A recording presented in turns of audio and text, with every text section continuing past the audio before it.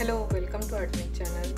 हमारे Artnik channel पर इन डिज़ाइंस में हमने वाटर कलर पेंटिंग की सीरीज़ में पेंटिंग करना बता चुके हैं।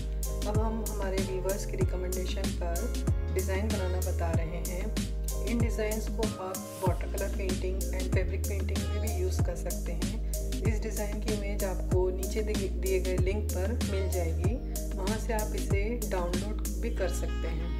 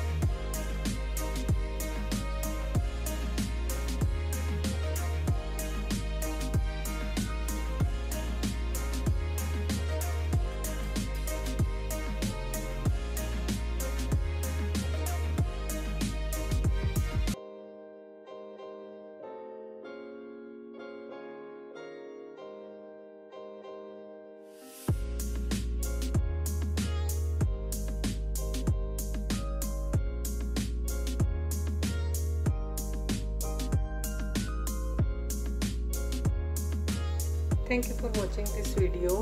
इस वीडियो को लाइक एंड शेयर ज़रूर करें। हमारे चैनल को सब्सक्राइब करें, बेल आइकन को क्लिक करें, जिससे हमारे न्यू वीडियोस के नोटिफिकेशन आपको मिल सकें।